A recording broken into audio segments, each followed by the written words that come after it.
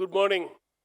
I hope, as Asha said, that we had had enough rest, but I know second day of the workshop is always the most difficult because the first day, everybody is excited, come to the workshop on time, and then second day, the people tend to get up a little late.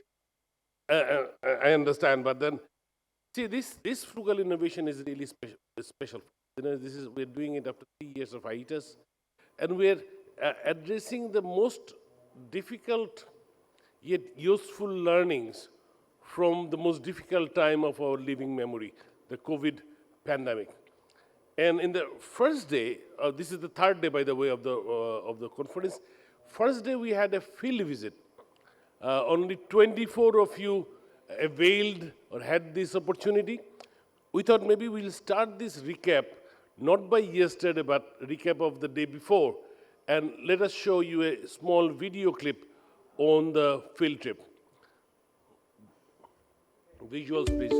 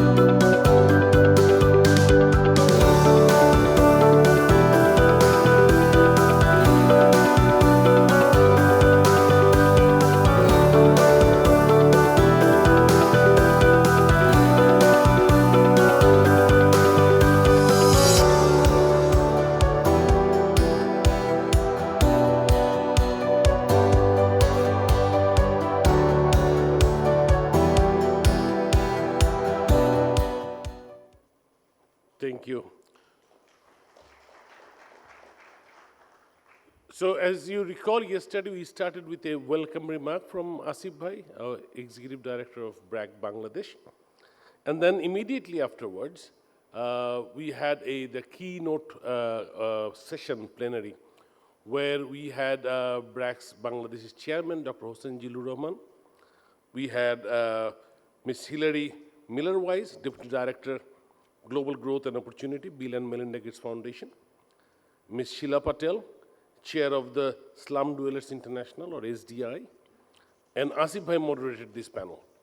So the beginning, Asif Bhai talked about what are the big challenges ahead of that we passed, how COVID impacted, how our school systems were affected, how our life was devastated, and how other challenges like climate change may be coming up to haunt us down even in a most devastating way.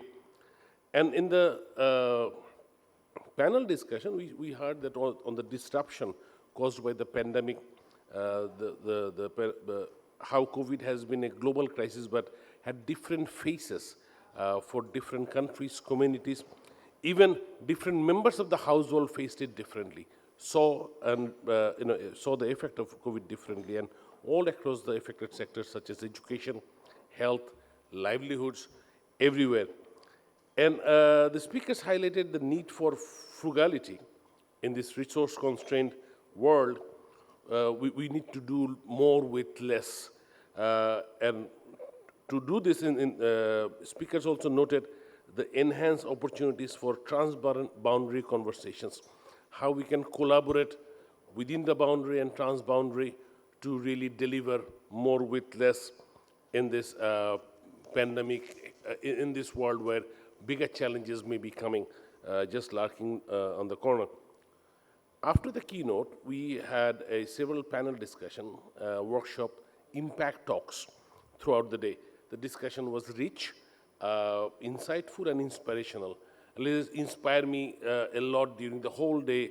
Every discussion gave some insights, some nuggets of knowledge that I benefited personally. I'm sure you have enjoyed it too.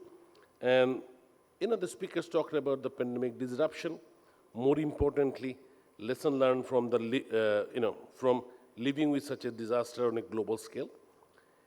So the subsequent session then explored the role of technology and innovation in the inclusion space, lessons and experiences from leading voices in the financial inclusion arena, shared amongst each other, with the panelists having a varying viewpoints on whether technology and the access to technology are the major barriers to large-scale adaptation of financial services. We learned about the importance of design. We also learned about the importance of government policy, how the policy can facilitate or disrupt the adoption of new technologies.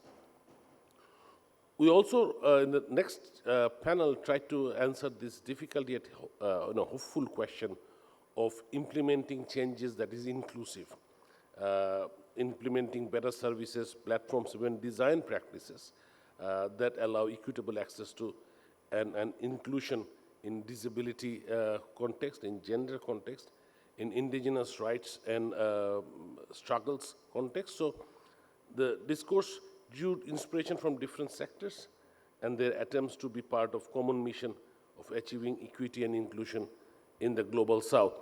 So then in parallel, we had a workshop in the other room having a reality check on distance education. This is something that has this term get prominence during this whole pandemic period. The workshop looked into how does it work for who, and how best, what are the best good models which seems to have worked. And then the panelists shared their experience, thoughts regarding the innovative initiatives that took for running different remote teaching learning systems, and explored pathways of creating inclusive teaching learning systems going forward. So there was a lot of experiential learning in that workshop. And then we had also the opportunity, we had a couple of impact talks, one by Orinjoy, our Senior Director for Microfinance in BRAC. The triumph of hope over emerging as well as systemic challenges during the pandemic response was celebrated by the examples given by Orinjoy on how microfinance has doubled down on the pandemic, on its effort to access to finance during the pandemic instead of more mainstream approach of reducing risk and exposure that rest of the sector took. So BRAC, instead of trying to do more of the traditional and really bring in risk into the picture and narrowing down its focus, we actually doubled down and expanded it to reach more people and new services, new products. And we also, in a parallel session, talked about how youths of Nepal and India, where their own way, use their own way, do it yourself, taking the do it yourself philosophy, actually help the community mobilize to respond against this pandemic disruption. Day one also was about celebrating the success of sectors, like private sector, how the private sector has perceived the pandemic, dealt with it, and lesson learned from this pandemic, and how, and then all the panelists talked about their experience of collaboration. They talked about having, standing on a burning platform, inspired everybody to collaborate, and that's how they have, they could successfully address these challenges posed by the pandemic. Then we ended the day with a deeper introspection on the pandemic response from a public health perspective, where distinguished experts like Richard Cash emphasized on why frugal and innovative ways healthcare approaches is not just a good to have option, but is a necessary option, and at times the only pathway for succeeding in achieving positive outcomes. We also celebrated the role of thousands of community healthcare workers and their contribution in ensuring access to healthcare. So it's about taking healthcare to the doorstep instead of people coming to the healthcare facilities which were basically closed.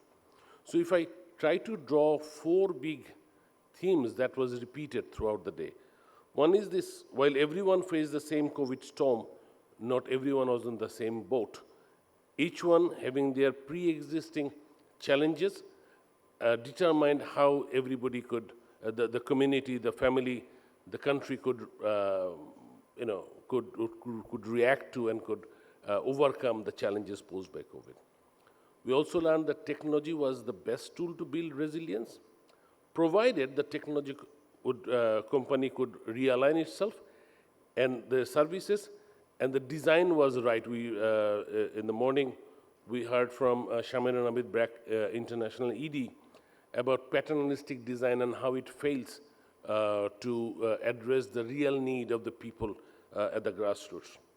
We also heard about government policies affected and impact how civil society and private sector could bounce back and respond to the challenges. And often the policies was the last thing to change. So this presented a obstacle, if you may, in the pandemic time. And then pandemic inspired us to innovate and innovate quickly. The sense of burning platform created an environment for all the sectors to collaborate more effectively. And we should be able to take these lessons and apply them in such global challenges as climate change. So these were the 4 big messages that came up in different form and flavor throughout the day. So let's talk about today. As I said, this is our 3rd and final day of this forum. We'll explore how specialized and targeted services can challenge the systematic barrier in existing healthcare. We'll discuss how we can bridge the gaps in financial services through digital and financial literacy. How can we tackle the emergence of Industrial Revolution 4.0 through the lifelong learning and skills building models? And our closing panel will focus on the way forward by leveraging learnings from the pandemic response, success of the grassroots movements, frugal innovation, and multi-sectoral collaboration. So that's all of my recap of the day 0 and 1, if I say so. And today is day 2, and we are so excitingly looking forward to day 2 of this Frugal Innovation Forum. Thank you.